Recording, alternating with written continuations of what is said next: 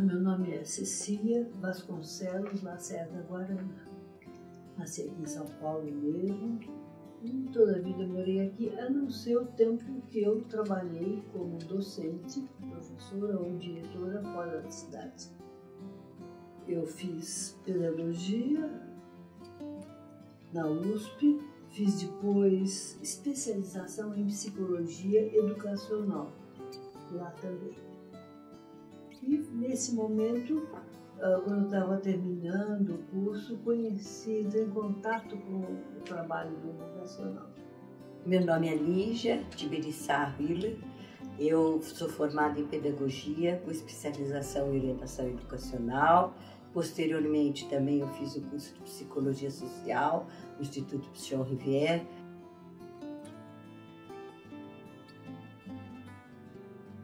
No vocacional a gente não escolhia a cidade onde a gente era escolhido, porque havia todo um curso de 6 meses para os prováveis candidatos, depois havia estágio, havia entrevista e depois disso o serviço de ensino vocacional, coordenado pela professora Maria Nilde, eles que faziam a escolha daqueles professores, orientadores, diretores que iriam gerir os ginásios vocacionais. Tá? A Maria Nilde era professora de educação lá na cidade de Socorro, aqui dentro do estado de São Paulo. A partir disso, o secretário de Educação, Luciano Vasconcelos Carvalho, visitando assim essas experiências educacionais, se interessou muito e convidou a Maria Nilde para transformar aquela experiência que funcionava numa escola, transformar numa rede experimental. E assim nasceram os ginásios vocacionais. Nós somos em 3 da equipe de direção. A Maria Ivone, Jacobina Rabelo, a Lígia e eu. Então nós formamos uma equipe. Maria Nilde chamava do Trio de Ouro, lembra? É verdade.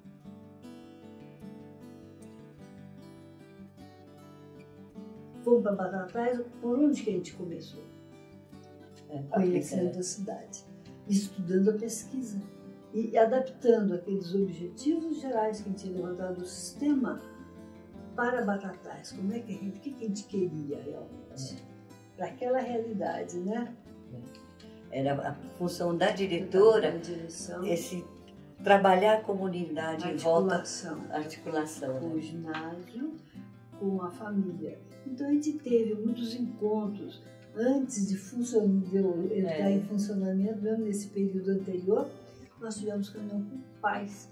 Então os alunos já estavam selecionados, não sei se fomos nós ou não, provavelmente foi uma equipe que foi para lá, né? Que foi para lá e separou, então a gente já chamou os pais, a família, e a gente queria contar para eles o que a gente ia fazer. Então todo esse objetivo, esse trabalho, a gente foi comunicando aos pais.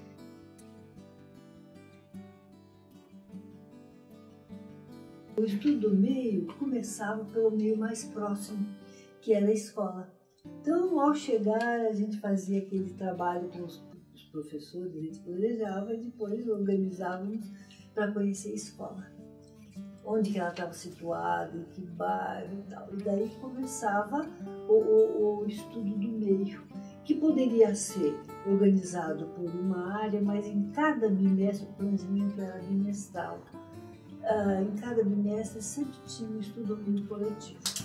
Em conjunto a gente viu o que a gente pretende, onde que a gente quer ver.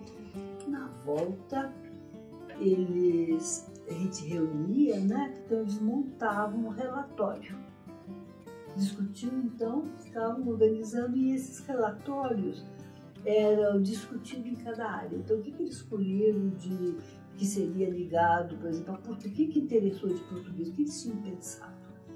Era o vocabulário, era o jeito de falar, o que era? Então aquilo eles se reuniam e o professor que tinha levantado com eles as questões trabalhava e ia juntando e fazendo uma síntese do trabalho com eles. Então eles mesmo apresentavam para todos e para os professores ali aquilo que eles tinham compreendido para responder aquelas questões iniciais daquela unidade pedagógica.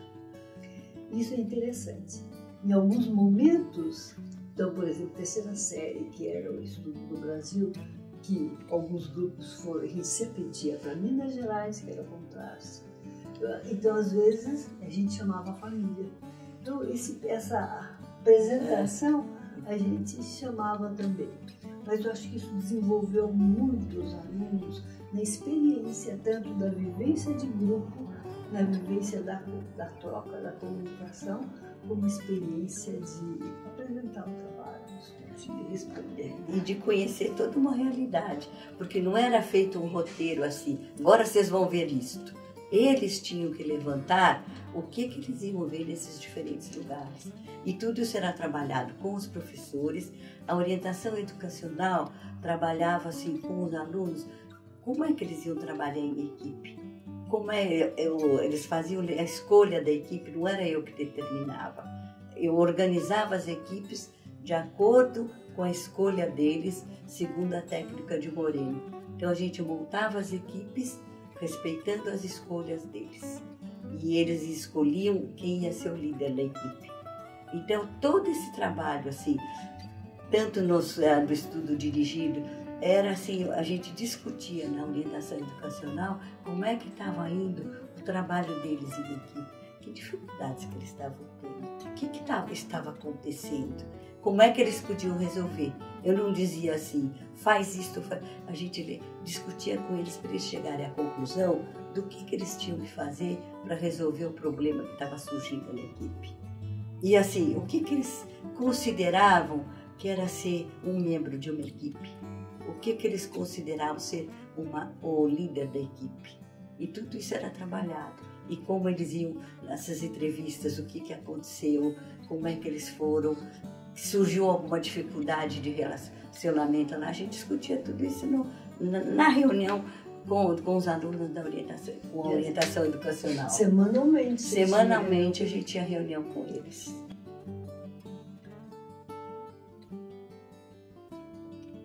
A avaliação não era só do conteúdo, certo? E a avaliação tinha um sentido, não assim de punir o aluno que não sabia, mas assim de levantar qual era a dificuldade do aluno e o que nós precisávamos fazer para ele se desenvolver plenamente. No que ele estava conseguindo desenvolver bem, o que ele precisava, estava com dificuldade. Esse era o sentido. Então, assim, a gente observava o aluno em todas as situações. O aluno que apresentava dificuldades assim no comportamento, no relacionamento socioescolar, a gente criava situações para ele vencendo essa dificuldade. Tem até um caso, um menino que era ultra levado, mas ele adorava caçar rã. Então o professor de ciências foi com ele caçar rã. Ele acordava às 6h30 da manhã para ir caçar rã com esse aluno. Esse rapaz, ele era bem levado, era danado. Esse rapaz cresceu, se desenvolveu, conseguiu entrar na Marinha. Ele foi da Marinha, oficial de Marinha, assim, por esforço dele. Certo? Mas a gente sempre tinha um planejamento específico para cada aluno. E chamava os pais, né? Educação física. A gente via assim como é que esse aluno estava. Ele precisava ter mais coisas de relaxar, ia para a educação física. Ou ele gostava de artes. Então, como é que nós vamos ver isso tudo? Nós tínhamos reuniões semanais com os professores, e que estavam nós todos. A diretora, a coordenadora pedagógica, a educacional, todos os professores, e a gente discutia isso tudo, como é que estavam os alunos. E a gente foi montando uma observação do aluno, a gente fez uma ficha de observação do aluno.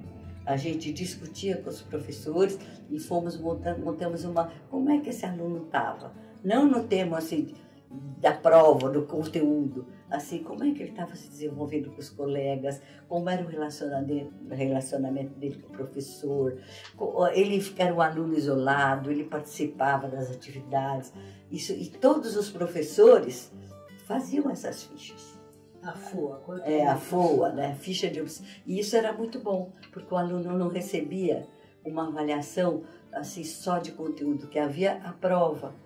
Bimestralmente eles tinham estudo dirigido, tinham prova, isso era tudo anotado e discutido com eles. Mas no final eles tinham o seu boletim, não era um boletim só de conteúdo, eles tinham assim, como ele se desenvolveu, o gráfico dele. Porque todas essas atividades, os alunos tinham participação. Né? Os professores tinham participação. Eles chegavam, se eles não gostassem de alguma coisa, tanto os professores, se eles não gostassem de alguma atitude nossa, eles tinham toda a liberdade para vir discutir com a gente. Não que eles iam fazer, nós íamos deixar os professores assim fazerem o que quisessem, não. Cada um tinha o seu papel, mas eles podiam discordar às vezes das nossas posições e eles falavam. E daí a gente chegava a uma conclusão. Juntos, o que nós podíamos reformular ou não. Com os alunos era a mesma atitude, eles eram discutidos, a gente discutia com eles, eles participavam, formavam cantina na práticas comerciais, fizeram um banco, tudo coordenado pelos professores, mas os alunos que ficavam na cantina, que faziam troco, que iam fazer compra, etc. Então, isso aí era muito subversivo, porque os nossos alunos pensavam. Eles não aceitavam uma coisa assim, é isso e pronto. Não, eles disseram, mas por quê?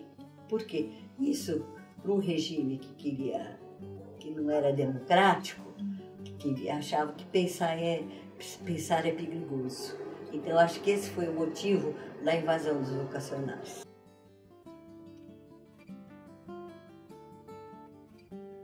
Quando eu estive em Americana, que saí de lá em 67, a gente recebia as visitas. Eu me lembro de uma ocasião que foi nós tínhamos uma ligação boa com essa comunidade. Tínhamos acampamentos anuais no último ano aqui. E emprestávamos as barracas do exército do cedia, do 5º de Campinas. Então eles ajudavam, os soldados iam lá, ajudavam a montar e tal.